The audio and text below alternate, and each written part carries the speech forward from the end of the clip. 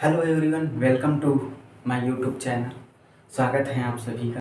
आज हम लोग बात करने वाले हैं एक समान विद्युत क्षेत्र में बल युग्म का आघूर्ण। ठीक है, तो उम्मीद करता हूँ मस्त होंगे, अच्छे होंगे और अपनी पढ़ाई करते होंगे। तो इसी के साथ आज हम लोग बात करने वाले हैं कि क्या होता है बल युग्म का आघूर्ण, कैसे होता है। ये टॉपिक आप लोगों ने 11th में भी पढ़ा है। तो चलिए इसी के साथ पढ़ते हैं सिंपल तरीके से। अच्छे रहिए, मस्त रहिए और स्वस्थ रहिए, जीवन में पढ़ाई करते रहिए। आज के लिए आपके लिए सकारात्मक, अगर आपको राजा की तरह जीने का शौक़ है तो आपको गुलाम की तरह मेहनत करना पड़ेगा। इसीलिए अगर आगे का जीवन अच्छा चाहते हो तो आज कड़ी मेहनत करिए, आने वाला भविष्य आपका बहुत ही अच्छा होगा।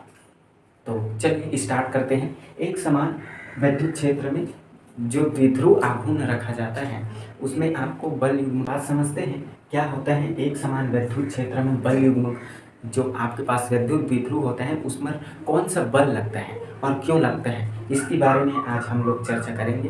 पहले एक समान विद्युत क्षेत्र समझिए। आपके पास क्या होता है, एक समान विद्युत क्षेत्र जिसका दिशा व परिमाण समान हो, ठीक है, सेम ही हो, उसे एक समान विद्युत क्षेत्र कहते हैं। जैसे ये हमारे पास इनका दिशा और विद्युत क्षेत्र सेम है तो ये एक समान विद्युत क्षेत्र है। अब इसी विद्युत क्षेत्र में हम क्या करते हैं, कोई विद्युत द्विध्रुव रख देते हैं जो प्लस क्यू और माइनस क्यू से बना हुआ रहता है। अब इसे रखेंगे इस क्षेत्र में तो इस क्षेत्र के कारण होगा क्या, विद्युत क्षेत्र के कारण इस पर एक बल लगेगा और उसी बल को बल युग्म का आघूर्ण कहते हैं। और ये बल जो होता है वो घुमाने वाला बल होता है। तो आज हम लोग जो है इसकी गणना करने वाले हैं। तो एक समान विद्युत क्षेत्र है, उसमें आप एक विद्युत द्विध्रुव आघूर्ण रखते हो जो किससे मिलकर बना है, ए और बी से मिलकर बना है। अब जो पॉइंट ए है उस पर प्लस का क्यू ई बल लगता है और जो पॉइंट बी है उस पर माइनस का क्यू ई लगता है। इनके बीच जो है थीटा कोण बनता है और अगर हम जो है लंब डालें ए से, तो ए से लंब डालने पे हमारे पास सी जो बनेगा वो 90 डिग्री का कोण बनेगा। तो ये होते हैं आपके पास एक समान विद्युत क्षेत्र में बल युग्म का आघूर्ण। ठीक है, अब इसके लिए आप एक विद्युत द्विध्रुव मान सकते हो। इनके बीच की दूरी 2a होता है जो प्लस क्यू और माइनस क्यू आवेश से निर्मित होता है, जिसे हम एक समान विद्युत क्षेत्र में रखते हैं। तो ये थियोरेटिकल जो बातें हैं वो आप लिख सकते हैं।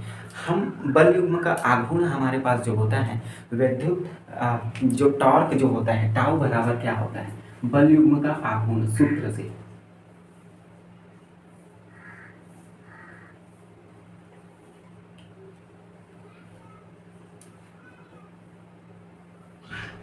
बराबर होता है एक बल, कोई सा भी एक बल लेना है,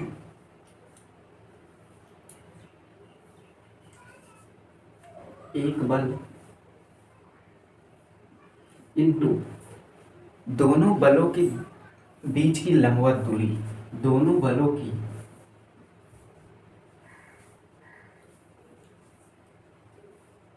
बीच की लंबवत दूरी। ये आपके पास बल युग्म का आघूर्ण होता है। कोई भी एक बल लेना है और उन जो एक बल है उनके साथ जो दूसरा बल है उनके बीच की लंबवत दूरी लेना है। मतलब लंबवत दूरी कितना होता है, तो ये हमारे पास होता है। इसे हम सूत्र के रूप में लिखें तो हमारे पास टाउ इज इक्वल टू होता है कोई सा भी एक बल Q इंटू ई और उनकी बीच की लंबवत दूरी क्या होगा, A इंटू सी। ठीक है, ये आपको पता चला कैसे निकालना है। तो एक बल इंटू उनके बीच की लंबवत दूरी हम कहाँ से ले रहे हैं, ए से सी वाला जो हमारे पास पॉइंट है वो वाला दूरी। क्लियर। अब हम क्या करते हैं, हम समकोण त्रिभुज ए सी बी में हमारे पास समकोण त्रिभुज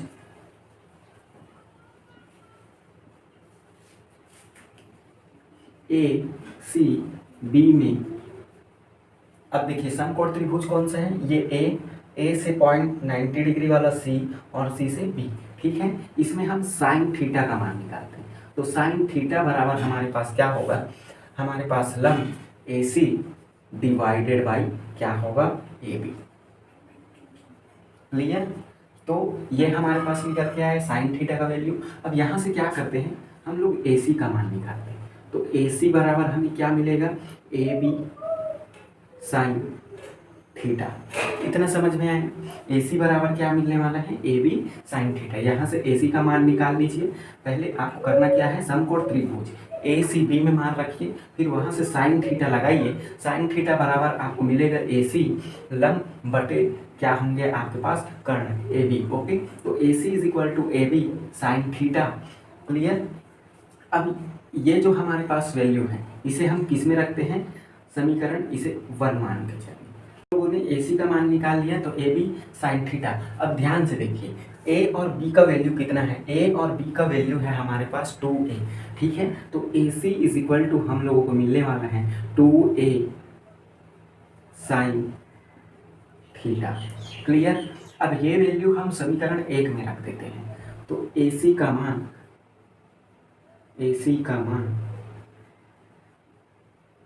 समीकरण 1 में रखने पर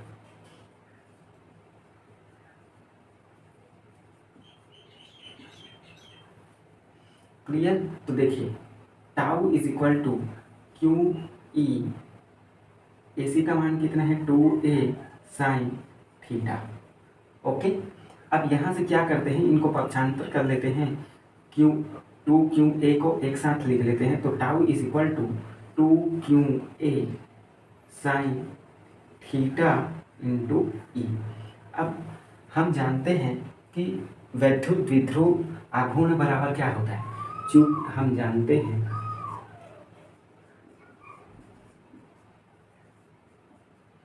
कि P बराबर हम लोगों के पास 2QA होता है, तो 2QA के स्थान पे हम P रख सकते हैं।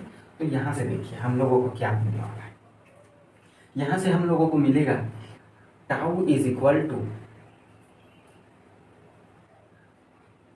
P E और हमारे पास साइन थीटा, क्योंकि 2Q जो A है उनका वैल्यू तो P है। क्लियर।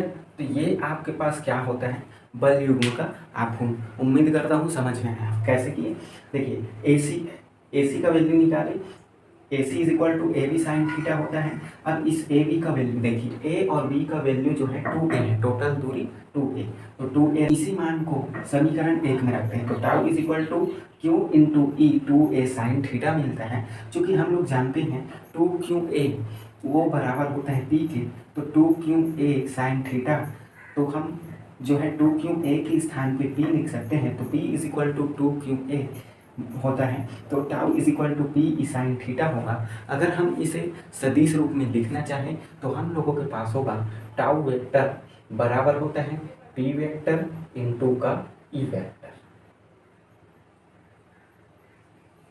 ये सदिश रूप में बल युग्म का आघूर्ण। एक समान विद्युत क्षेत्र में अगर कोई विद्युत द्विध्रुव रखा है तो इतने बल से उसे आकर्षित या प्रतिकर्षित किया जाता है या घुमाने का प्रयास किया जाता है। क्लियर, समझ में आया इतना, तो इतने को आप नोट करिए। तब तक के लिए फिर इसकी स्थिति आता है, द्विध्रुव की स्थिति हमें जिसमें केस पहला स्टडी करना है, जब हम लोगों को दिया रहे थीटा इज इक्वल टू 0, मतलब थीटा का मान जो है 0 डिग्री दिया हो, तो हम समीकरण जानते हैं, हम लोगों के पास समीकरण tau is equal to P E sine theta होता है। तो यहाँ जो थीटा का वैल्यू है वो 0 रखने पे, तो tau is equal to P E sine 0, sine 0 degree का मान 0 होता है, तो हमें टाउ इज इक्वल टू क्या मिलने वाला है 0। इस स्थिति में ये न्यूनतम स्थिति, न्यूनतम मान,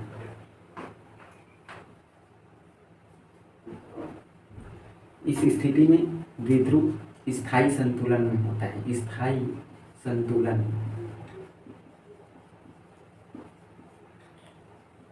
ये आपको पता होना चाहिए। जब द्विध्रुव में क्या हो, आपको केस दिए रहे, उस स्थिति में जब थीटा का वैल्यू कितना हो 0 डिग्री, तो साइन 0 का मान 0 होता है, तो टाउ का वैल्यू 0 होगा जो कि न्यूनतम होता है। और इस स्थिति में जो हम लोगों के पास द्विध्रुव है वो स्थायी संतुलन में होते हैं।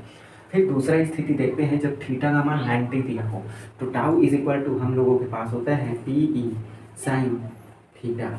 अब यहाँ हम लोगों को टाउ का वैल्यू, थीटा का वैल्यू दिया है, दिया हो थीटा का value sine is equal theta का मान 90 डिग्री दिया हो, 90 डिग्री दिया हो तो tau is equal to P E sine theta. तो साइन थीटा के स्थान पे 90 रखिए और साइन 90 का मान होता है 1, तो हम लोगों को टाउ इज इक्वल टू मिलने वाला है पी इंटू ई। ये अधिकतम मान होता है, अधिकतम मान होता है, याद रखिएगा। और इस स्थिति में जो हम लोगों के पास विद्युत द्विध्रुव आघूर्ण होता है वो एक दूसरे के लंबवत होता है, ठीक है। इसमें तो समांतर होता है, समांतर होता है और इस स्थिति में लंबवत होता है। तो ये आपको पता होना चाहिए उनकी स्थिति। आप एक केस और लिख सकते हो, केस थर्ड में आप लिख सकते हो थीटा इज इक्वल टू आपको क्या दिया हो 180 डिग्री। तो आप मुझे इसका क्या फार्मूला निकल के आएगा ये आप मुझे कमेंट में बताइए, मैं चेक करूँगा, ठीक है। अब इसके साथ इनका ग्राफ देख लेते हैं, तीनों एक दूसरे से कैसे होते हैं। तो इतना नोट करिए, फिर इसका ग्राफ देखते हैं। आघूर्ण में बल आघूर्ण है वो समाप्त होता है। अगर नहीं समझ में आया है तो एक बार वीडियो को पॉज करके और देखिए और अच्छे से समझिए, ठीक है। इसी के साथ फिर मिलते हैं आगे। आपको पढ़ने में मज़ा आना चाहिए, ज़रूरी नहीं है कि आप क्या करते हो, क्योंकि आपको मेहनत करने का अगर आदत बन जाता है, मेहनत आपकी आदत बन, कुछ भी कर सकते हो। इसीलिए मेहनत करिए और अपनी पढ़ाई को तेज़ी से करिए और सफल हो। धन्यवाद। जय हिंद, जय भारत।